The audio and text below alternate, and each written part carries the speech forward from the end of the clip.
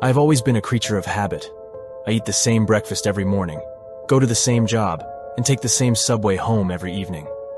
The city of New York thrives in its chaotic rhythm, but I found comfort in my monotonous routine, a small bubble of calm amid the endless hustle and bustle. My subway ride home was always at 9:45 p.m., the last train for the night. Usually, only a handful of people shared the car with me. An exhausted businessman, a young couple whispering sweet nothings, a homeless man seeking shelter for the night. One particular night, however, was different. The subway car was empty except for me. I didn't think much of it, brushing it off as a result of some late-night sports game or a concert in the city.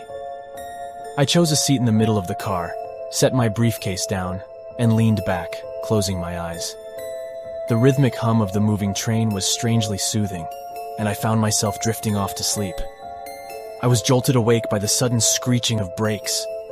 Blinking my eyes open, I realized the train had come to a halt.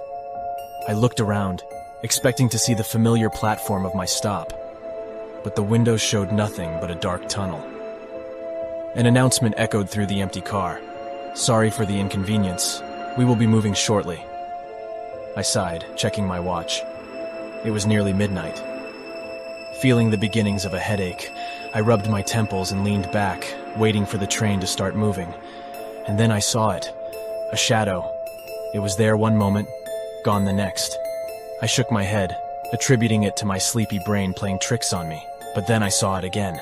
There was a dark figure, tall and thin, standing at the far end of the car. I squinted, trying to make out its features, but it was as if the darkness swallowed it whole. My heart started to thump in my chest. The subway car was suddenly icy cold. I could see my breath.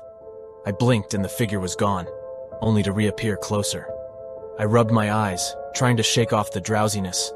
But when I looked again, it was even closer, barely a few feet away. Its form was fluid, shifting and undulating like smoke, yet I could clearly see the chilling intensity in its eyes. Fear gripped me. I was trapped in an immobile subway car with an entity I didn't understand. My heart pounded in my ears. I could feel the chill creeping into my bones. I tried to stand, to move away, but I was paralyzed, my gaze locked with the shadow's haunting eyes. And then, it spoke. Its voice was a chilling whisper that echoed around the empty subway car. Lost. So lost. I managed to find my voice, my fear momentarily pushed aside by confusion. "Who are you again?" The entity spoke, its voice echoing off the subway walls. "Trapped, like you." Before I could question it further, the subway jerked back into motion. The lights flickered once, twice, and then the car was plunged into darkness. I could hear my own panicked breathing, feel the adrenaline surging through my veins. And when the lights flickered back on, the shadowy figure was gone. I let out a shaky breath, hardly daring to believe I was alone again. But the chill in the air lingered, a stark reminder of the entity. I sat there, heart still racing, as the subway car pulled into the next station. The moment the doors opened, I stumbled out onto the platform, gasping in the relatively warmer air. I turned around, half expecting to see the shadowy figure in the window. But the subway car was empty, just an ordinary car of a late-night subway train. The following days were filled with a mix of fear and confusion. The encounter with the shadow had left a lasting impression, a mark on my everyday routine. But life in New York waits for no one, so I put on a brave face and continued with my routine. Every night, I found myself stepping onto the 9:45 p.m. subway with a sense of trepidation, scanning the car for any signs of the shadow. Days turned into weeks, and the memory of the shadow started to fade. Maybe it was just a product of my exhausted mind, a dream woven out of late-night work stress.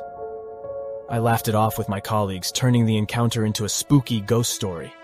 And then one night, I saw it again. It was there in the farthest corner of the subway car, its form just as dark and fluid as before. I felt my breath hitch in my throat. The subway car was once again icy cold.